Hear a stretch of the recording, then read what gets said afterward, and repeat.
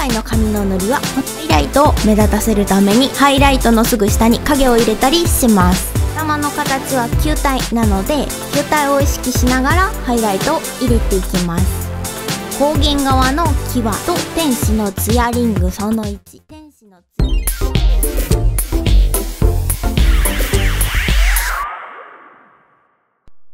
こんにちは。イラストレーターのののまろです。今回はこの髪の塗りの解説をしたいと思います。髪の塗りは瞳の塗り同様、作家さんの個性が大きく出る部分の一つなので、皆さんが自分ならではの髪を見つける参考になったらいいなと思います。今回の髪の塗りはこのような工程で描いています。一つずつ順番に説明いたしますね。まず下地です。暗い色を重ねて影を描いていく塗り方をしますので、下地は目標となる色よりも明るめの色にします。まず軽く一影を描きます。使用したブラシは細い部分は視線も水彩も厚塗りも1本でやる怠け者ブラシ、範囲の広い部分は柔肌ブラシを使っています。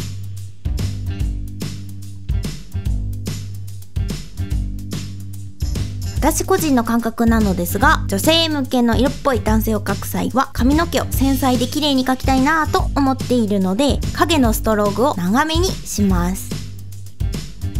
ちょっと一影の感覚がつかめたらハイライトを入れます。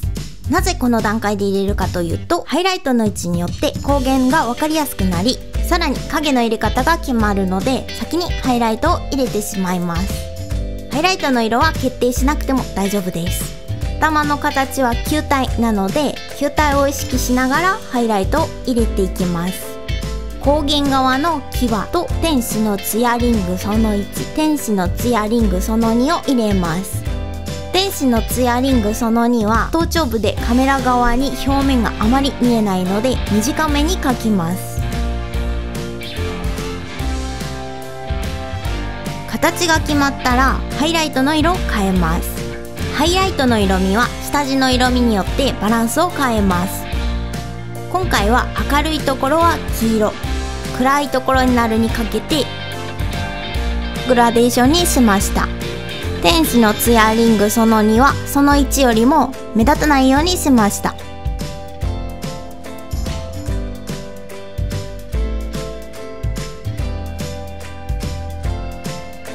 次に一影の続きを描いていきます。長い影やハイライトを目立たせるためにハイライトのすぐ下に影を入れたりします。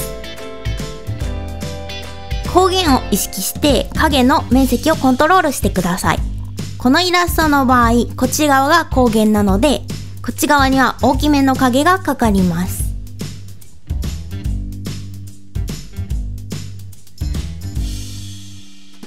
次に2影を入れます。レイヤーは1影と同じレイヤーに描きました。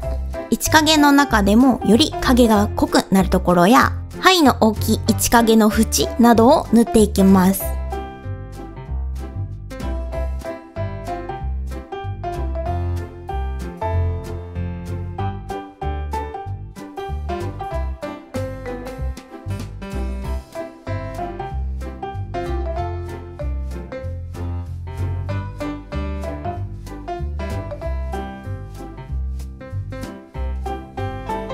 次により全体の立体感をつけるために定山レイヤーで暗くしました。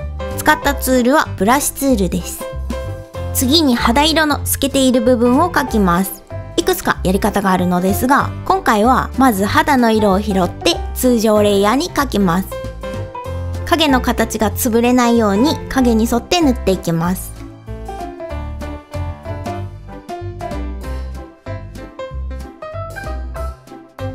レイヤーの不透明度は 73% に下げました。それだけだと肌透け具合が足りないなって思ったので、スクリーンレイヤーにブラシツールで肌色を重ねました。レイヤーの不透明度は 49% にしました。次に反射光を描きます。反射光とは地面や光が当たっている面から跳ね返ってくる光のことです。この反射光を後ろの髪の部分だけに入れて、手前の横髪と差別化します。次に線画の調整をします。塗ってみるとあんまり目立たなくなってしまったので、墨だまりを追加したり、シュッシュシュって線のタッチを追加したりします。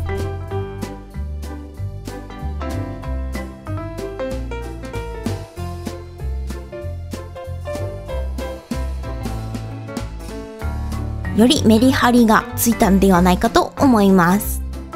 最後に線画よりも上のレイヤーに紙の色をスポイトで拾いながら細かい毛を描きます。これを描くことで紙に動きが出ます。あまり多すぎると髪の毛ぐちゃぐちゃみたいになってしまうので、やりすぎには注意です。